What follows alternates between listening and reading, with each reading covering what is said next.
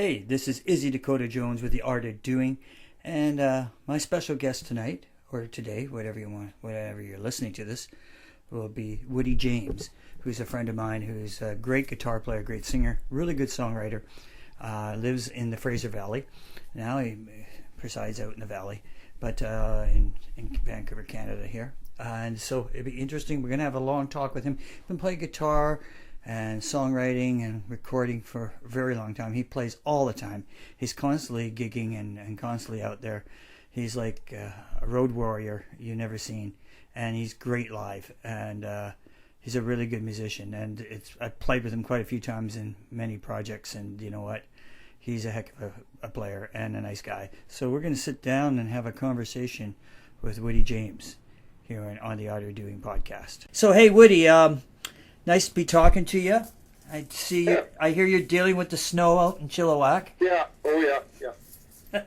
So let's get going with when did you first start playing music? I just want to get a general consensus because we've known each other a really long time, but like I don't have all that sort of history. When did you really start? same as you, back in the 30s, 40s, Yeah. 70s. Yeah, yeah. And what got you motivated? Like, what was your influences and stuff like that? Probably Rolling Stones, stuff like that. Okay, okay. Yeah. So you got into the more the bluesy side of stuff, right? Bluesy. Actually, I would say even before that, guys like Tom Jones, stuff like that. Oh, really? Really cool. Very cool. Yeah, I would say stuff like that. Elvis Presley, Tom Jones, those kind of guys. Right on. Lots of excitement. Anything with lots of excitement. Yes, yeah. To give you that energy, right? Yeah. Yeah. I hear you. So when you started playing, did you start playing like? Did you start off doing cover music first, or did you start writing, or did you do them both at the same time? That's funny because I think when I first started, I wanted to write songs right away. Oh wow! And but then I realized, you could make some money playing in cover bands, playing other people's songs, and it's a good way to learn how to write too. It is, yeah. Learning how the other songs are put together. Yeah. And you also you went down to LA, right, for that school. Did you? No. No, you didn't. I was Yeah. Oh, you're talking about. I know what you're talking about. Yeah. Yeah, I went down there and I lived down there. When I was 18 or 19, and I went and looked at some possibilities down there, but nothing really appealed to me. I just wanted to play, so I got in and I met a lot of musicians down there and hung out. I actually had a roommate from Texas, and we hung out on the scene there for a while, and that's kind of what I did. Yeah, I was going to see if I wanted to get into the studio thing down there and go through some courses, but it just didn't appeal to me. Right. When I saw the excitement and the playing down there, I just wanted to be part of that. And then, I got into the studio stuff later on back in Vancouver. Right on. And like when you came back to Vancouver and that, I guess you started playing quite a bit, like in the bar circuit too, right? Because yeah, and you did a lot of traveling, a lot of touring. Yes, right when I came back from LA, I joined a band, my first real touring band, and I remember the first gig was we left from Vancouver to go to Kitimat.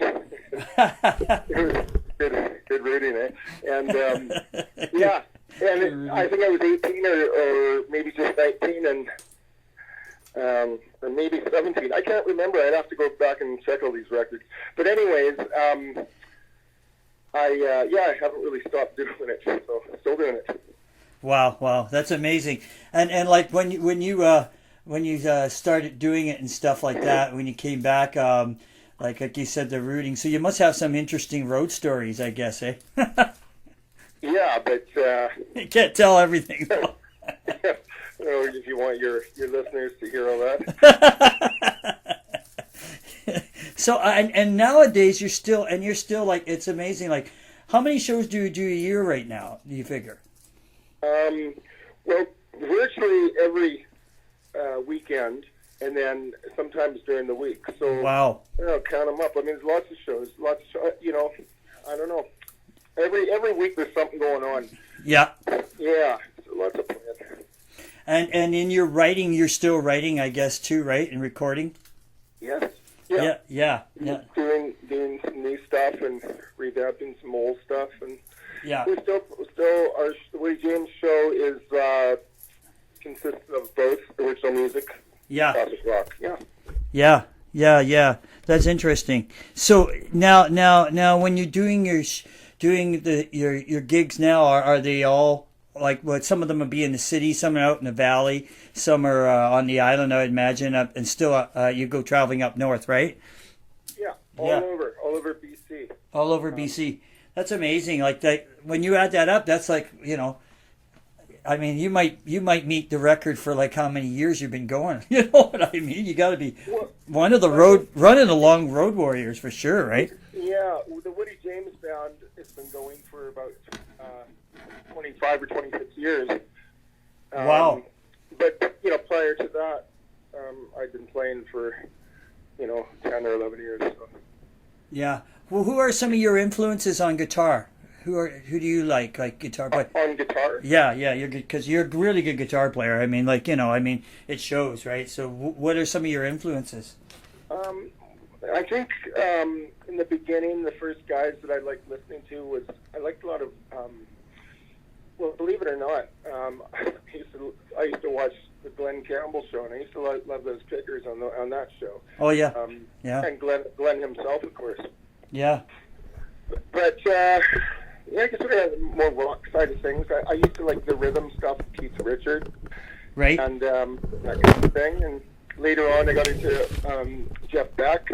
I like Jeff Beck a lot. Yeah, so players like that. Yeah. That's interesting. Yeah, because it shows like in your guitar playing, like that style you have is, it flows. You know what I mean? Like the tune, the musical notes, and you know the structures well. You know what I mean? Like when you're playing, I can see that, right? The structure of the songs, the way how you your how can I put it? Your feel. Your feel is really unique. Like it's really good, right? Well, thanks. Yeah, well, I used to listen to a lot of. I think, a lot of black music too, right? Yeah. Blues and stuff. And, later on, got into jazz. Oh, right on. Jazz, not the, a lot of the fusion things that happened in the 70s. Yeah. So what are you up to these days? What besides gigging and playing? Did you play and recording? What kind of music are you recording now? I mean, I imagine you over the years your songs are changing and evolving, right? I'm sure you keep some structure the same, but I imagine you're progressing too, right? Hope so. Yeah. Just kind of keeping everything in a classic rock format because that's sort of my thing. That's sort of where my heart is. Yeah. And just had the opportunity to write some songs for different projects, different markets, kind of thing. So sort of expanding, trying a couple of different things, but it's all sort of coming from the same place, I guess. Right. And what do you talking about the live show, because you do a lot of that? How do you think like the crowds are now compared to how they receive the music, say compared to like in the 70s and in the 80s and in the 90s? Like I know there's a huge like shift in the live shows and how people my take is that it's a lot different now. The crowds are different. And the feel is just different in the bars. What do you think? Yeah, kind of like that. But I do somehow. I think my aim is kind of to bring out that old feeling in everybody at every Woody James show. I mean, we go for the classic feel and sound of things because I think that's really where the heart of rock and roll is.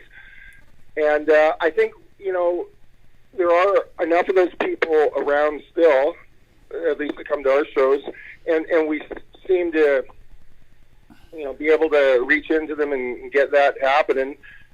Because the show, it does. Sometimes we look at each other and it's like 1985 all over again. It's funny. It's like a time warp, and that's what we're shooting for. I mean, that's when the times were the best for rock and roll, and if you dig deep enough, I think you can still find it out there, believe it or not. I mean, we seem to be lucking out that way.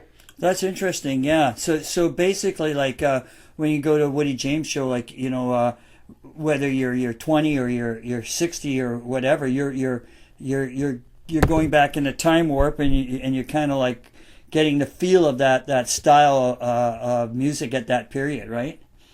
Yeah. Yeah, that's pretty cool. Yeah, because then people are, they're like you said, they're understanding where rock and roll basically came from, right? Yeah, and just that energy thing and the, good times thing, and it seems to still be out there, but you just have to, I think you kind of have to it takes a while. Like it takes the first bit of the show to kind of get the people into the mood, and once they realize what's going on, most of them want to be part of it. Right. So they get involved, right? Yeah, that's interesting. So do you I guess what do you get out of for yourself? What do you get out of playing live? What is it? Since you've done so many shows, for so long, what keeps you going? Like, what keeps you, feeling that connection to the audience? Like, what is it for you? What is it? I think just that there still is a connection. I guess if there was no more connection, I wouldn't do it anymore. Yeah. There is still that feeling that it's still kind of the right thing to do. I mean, if I felt it was being forced or anything like that, I probably wouldn't do it. But no, it still feels good, and it's still fun. And we get a lot of work, so why not keep it going? Yeah, that makes total sense. Like so you're still connecting with your audiences and stuff, and that must help you also in your writing too, right? Because then in your writing and that you know what the listener is going to listen for, in what you deliver, right, and how your style is, I guess, right? Yeah, I think the biggest difference is. Nowadays, it was back then it was a little more structured. So nowadays, I'm not really sure who might be listening to the radio or listening to CDs or the internet or whatnot. Yeah. As opposed to people who just come out to the live shows and they just dig live music and so it's hard to think about when writing songs. Man, I know which songs of ours go over the best and the ones that get requested the most at live shows. But I don't know if that same crowd, listens to CDs anymore or things like that. I don't know. Yeah, that's interesting, right? Because the live shows have sort of defining, I guess, what musicians are doing, right? It's kind of interesting. You know what I mean? Like yeah, and that's why I think it's important to keep live music going. And I'm very much interested in doing a live. As much live stuff as I can, even to record that, perhaps a live CD. I don't know. But I just know that the live thing. I think the visual goes with the audio, right? Yeah, exactly. And I was just about to say that. I sort of think that because everybody's so visual conscious these days, right? I mean, they have been for a long time, right? But I mean, I think probably since MTV came in, the visuals became even bigger. I mean, I mean, I said CD, I meant DVD, or something like that, something with both, right? Yeah, no, I know, I agree. Yeah, what I'm trying to say is, I think you're right. I think DVD is still relevant. I don't know. Yeah, but I think that's why why people probably are at your shows is because they can visualize what's going on with the sound. You know what I mean? Like they're there. I think that's why live shows in general probably do good these days, right? In general they're doing good. I mean, there's not enough bars or not enough concert situations as there live events as there used to be. I mean, there is, but there isn't too. I mean, I don't know. I'm like you. I tend to find out I'm gigging more now than I did 4 years ago. You know what I mean? It's kind of weird, right? I get more offers to gig more now than I did 4 years ago, and yet people are saying, well, there's not a lot of live shows out there, right? And I'm kind of going, yeah, I'm not too sure about that, because I don't think it's changed too much. I mean, I understand it's changed, especially up in Canada here. It's totally different, right? The scene is totally different, right? Mm-hmm. But it's changed everywhere, in general. And that's interesting you say that about listeners. Maybe the people who listen to music or the people who watch videos are totally not the same group of people that go to the live shows. That's a really good point. I didn't ever thought of it like that. Yeah, so I don't know how it translates anymore. Whereas it used to, people would go to shows, and then we'd go to the shows and we'd buy the records after, right? Or the other way around. But either way, you do both a lot of times. Yeah. And now, I don't know if first of all, our live shows are mostly at bars and stuff. So sometimes the band is just an afterthought, but we usually draw them in by the end of the night. So that's interesting. Yeah. Yeah. You know what I mean? So if there's no crowd, there's no show. I mean, it doesn't matter how good the band is. There's got to be a crowd there. Yeah, yeah. In order to enjoy what's going on. Yeah, I agree. Yeah. I agree with you. And that's fun. And I believe to even bring out the best in the band, you need an audience. Yeah, you need an audience. That's right. That's right. You do need an audience, and I think that the thing is, I find these days too is like, you know, like when we were in the earlier days when we were playing, like the band became the event. You know what I mean? And nowadays it's like you said, it's kind of like everybody's at the bar and then the band comes on and then the band has to draw the people in. It's kind of backwards, you know, compared to what it used to be, right? Yeah. It's kind of backwards because Sure. I kind of agree with you because that's kind of interesting. I never thought of it like that because I was going, what's the difference from then to now? And I thought, oh, well, that's back then. They used to promote the shit out of the bands, right? You know, like and all that kind of stuff. And now they don't do that anymore. And they promote the bar a little bit, and then the band is like the secondary thing, right? It's kind of interesting how they've done that, right? Yeah. So, I mean, you can make it work for you, or you know, it just depends, I guess. Yeah. So what do you got coming up now? Right now, besides you got some gigs coming up, like you said, you gig all the time, and then you got and are you recording right now? Or are you going to be starting to record again? Yeah, we're just kind of seeing if we can finalize a deal here with some people. I'm not really talk about it too much, but yeah. So we'll see. We're just kind of in the midst of doing a little deal here with some people. So well, that's good. That's We'll good. see what happens in the next few months. Right on, right on. I see what you're saying. Yeah, that's good. So you got some time here to focus on it and get it going. That's good. And In the meantime, we're doing lots of shows still. yeah, Yeah. you're gigging a lot. That's great. That's great. And like you said, you're right into the live show part of it. And that's like I said, Woody, I'm really amazed at like you know how you just keep rolling along, right? I mean that's it's like you said earlier. You one of the first bands you liked was the Rolling Stones, so the Stones are still rolling it out too. I mean, you got some sort of thing from them for sure. You know what I mean? Like they can keep rolling, and yeah, I can keep going too, right? It doesn't stop. That's right.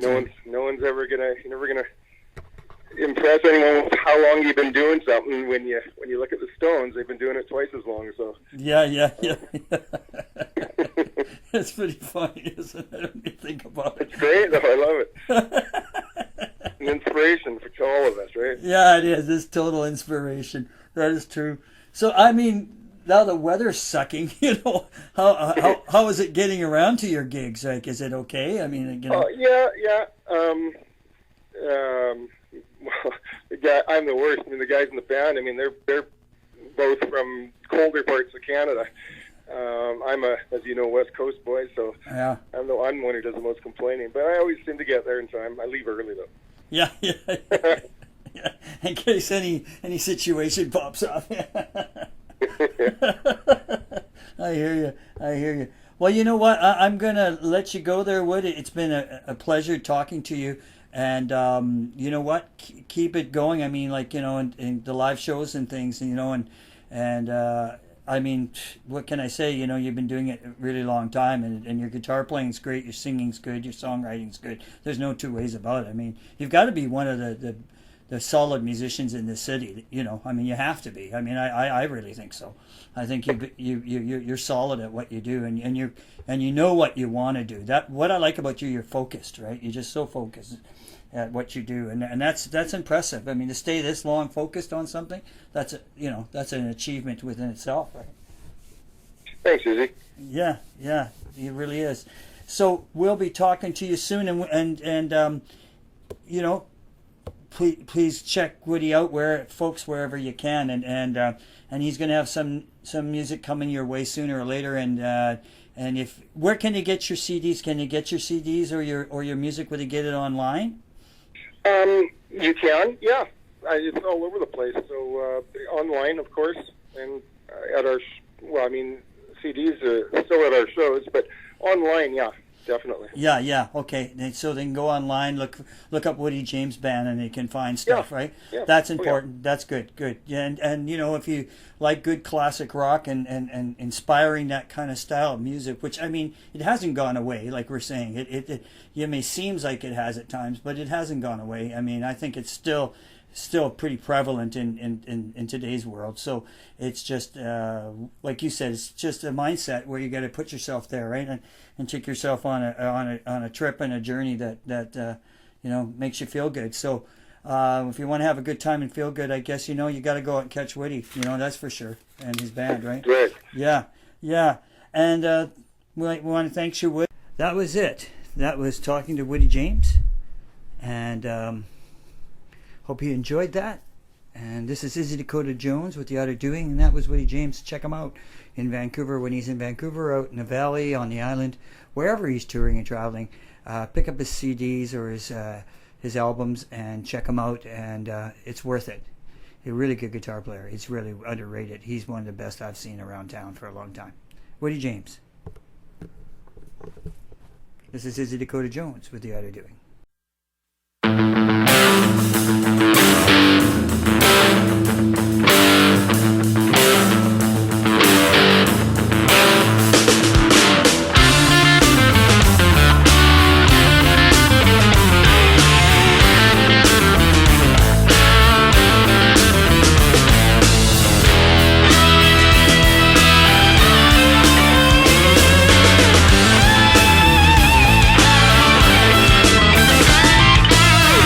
Shelter and I can't turn back. Feeling like I'm lonely so I can't hide. Yeah, I'm stepping out alone, I'm running with the back. Wanna feel good cause I'm alive.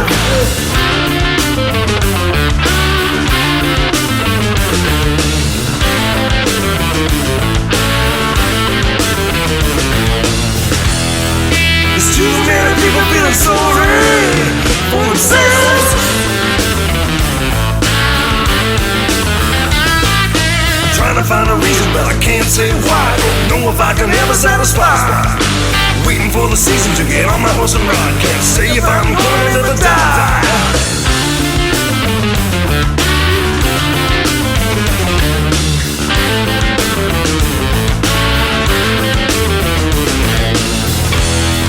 I'm never ever gonna feel sorry for myself.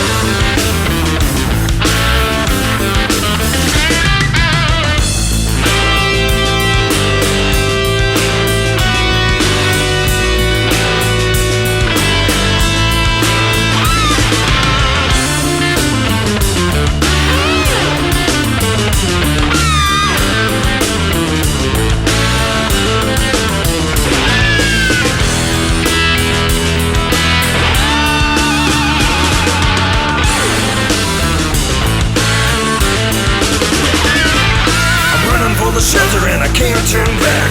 Feeling like I'm lonely so I can't hide. Yeah, I'm stepping out alone, not running with a back. Don't wanna feel good cause I'm alive.